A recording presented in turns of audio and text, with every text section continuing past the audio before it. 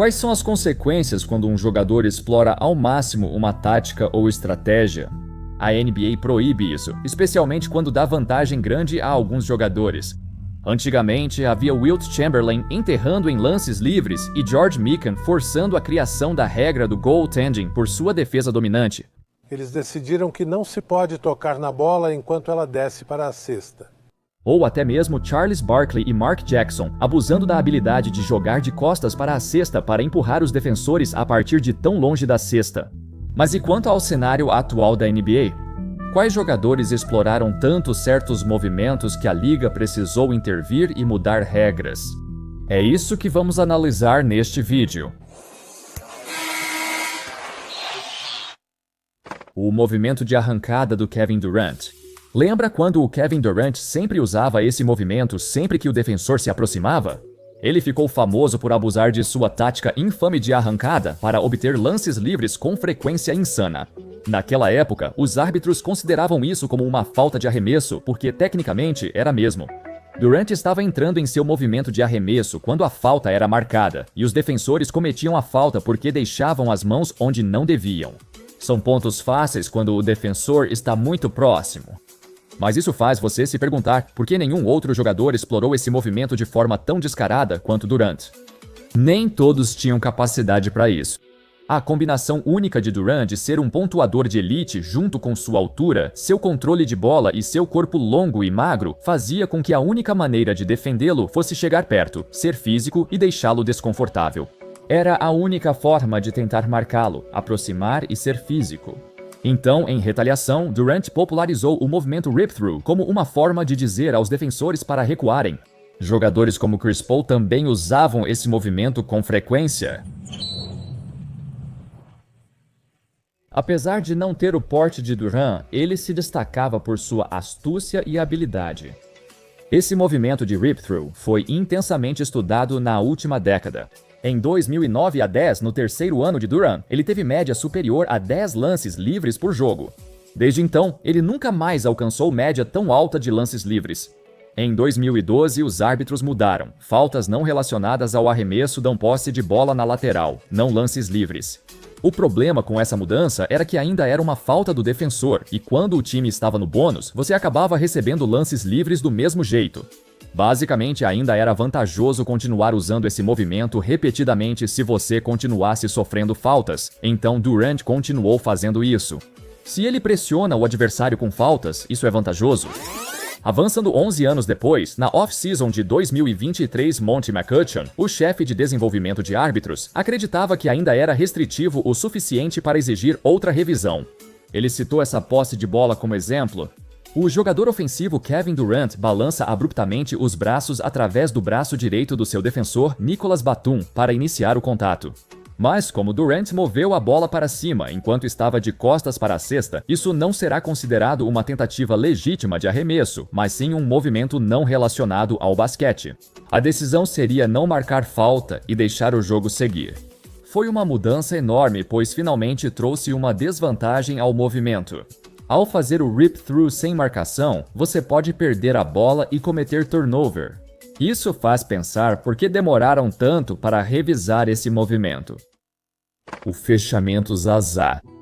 A tática defensiva mais grave desde a criação da NBA provavelmente é colocar o pé sob alguém ao saltar para arremessar. O mais famoso foi o de Zaza Pachulia em Kawhi Leonard, por isso a nova regra leva seu nome. Mas, historicamente, provavelmente foi Bruce Bowen quem popularizou essa maneira abominável de marcar alguém. Por que você está machucando eles?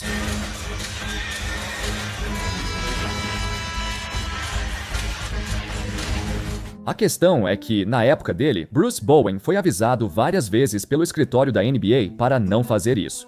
Ficou tão ruim que os repórteres começaram a pressionar Greg Popovich, perguntando se as ações de Bowen passavam dos limites, ao que ele respondeu: "As pessoas que reclamam disso estão apenas frustradas por terem que enfrentar o Bruce." É irônico que isso tenha acontecido com um jogador do San Antonio Spurs agora. No entanto, apesar de isso ter acontecido durante boa parte dos anos 90 e 2000, a liga não fez muita coisa além de algumas advertências. É difícil definir se a culpa é do defensor ou do atacante. Arremessadores costumam contorcer o corpo ou avançar após o salto, tentando cavar uma falta, e acabam caindo incidentalmente sobre o defensor. Além disso, de modo geral, isso não acontecia com tanta frequência. Sim, vários jogadores se machucaram por isso, mas normalmente era visto como acidente. Avançando para os playoffs de 2017, Kawhi Leonard, que vinha lutando contra uma lesão no tornozelo o ano todo, finalmente voltou e parecia estar saudável. Os Spurs construíram uma vantagem enorme de 20 pontos até o intervalo, e Leonard estava tendo sua melhor atuação de todas. Então, isso aconteceu. Essa lesão chamou tanta atenção nacional por causa da notoriedade desse confronto. O Spurs, liderado pelo jovem Kawhi Leonard, estava derrotando o Super Time do Golden State. Mas depois que a lesão aconteceu, Kawhi foi descartado para o restante da série e o Spurs acabou sendo varrido. O mundo não só foi privado de um possível confronto lendário, mas Zaza nem sequer foi punido por isso, além de uma falta comum, sem suspensão, flagrante, técnica ou expulsão. E como ele atraiu tanto ódio por fazer isso, isso colocou pressão na liga para tomar uma atitude. Eles precisaram reavaliar e banir esse movimento. Meses após o fim da série, a liga criou uma regra de espaço de aterrissagem. Basicamente, se um defensor fechar e pisar no espaço de aterrissagem do arremessador, será uma falta flagrante. Pode ser uma falta flagrante 1 ou flagrante 2, dependendo da intenção e da gravidade. A revisão do Hack-a-Shaq. Curiosamente, o Hack-a-Shaq não foi tão usado enquanto Shaq ainda jogava.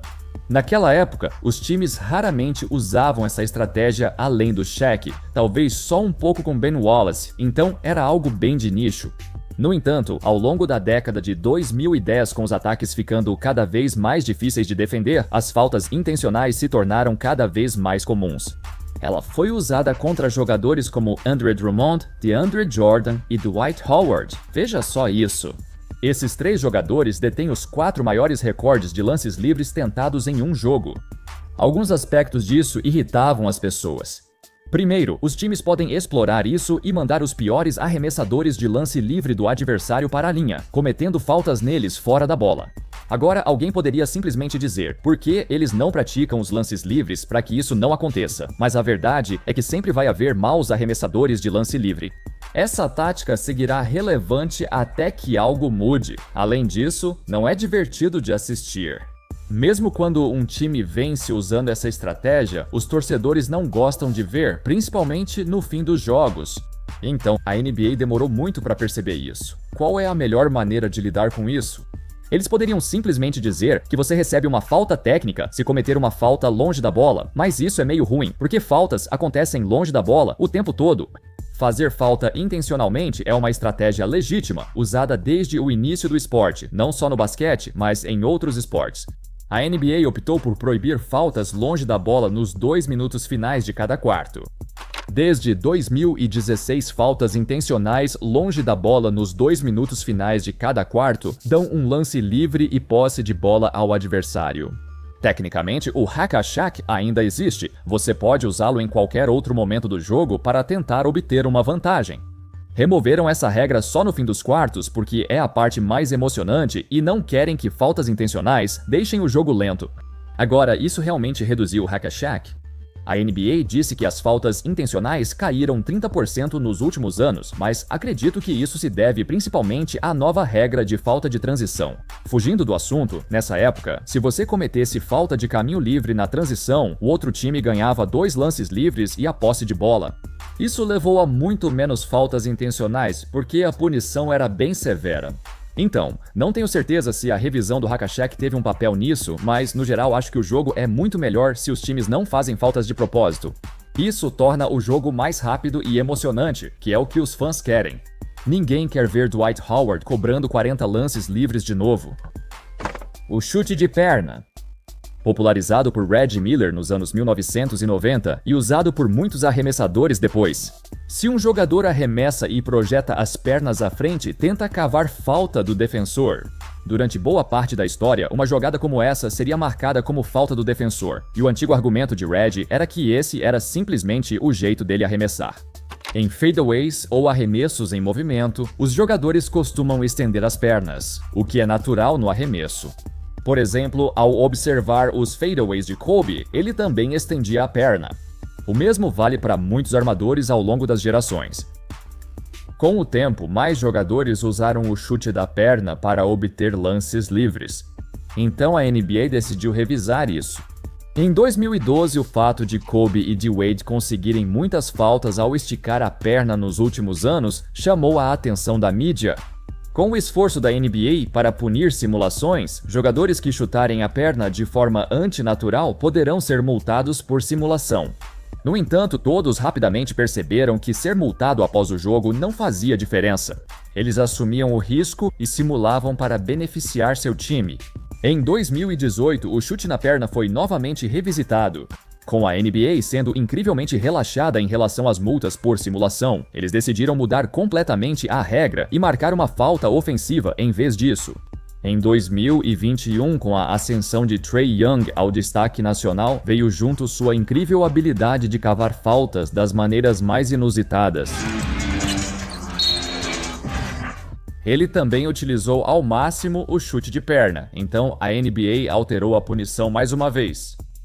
Apesar de todas as revisões, isso ainda é uma das coisas mais difíceis de marcar. Alguns chutes de perna são obviamente intencionais, mas outros são difíceis de identificar devido ao estilo de arremesso de certos jogadores. James Harden e principalmente Jamal Crawford exemplificam bem isso. Quando jogava, conseguia muitas faltas em arremessos devido à forma como movimentava o corpo. Ele sempre salta para frente no arremesso e seu corpo se estende de uma forma que parece antinatural, mas para ele isso é natural. É um efeito colateral do basquete, onde faltas são subjetivas e podem ser marcadas para qualquer lado. Enfim, é isso, pessoal. Esses foram alguns movimentos que levaram a mudanças nas regras e acabaram sendo proibidos nos últimos anos. Deixe sua opinião nos comentários. Ainda vê jogadores fazendo isso impunemente?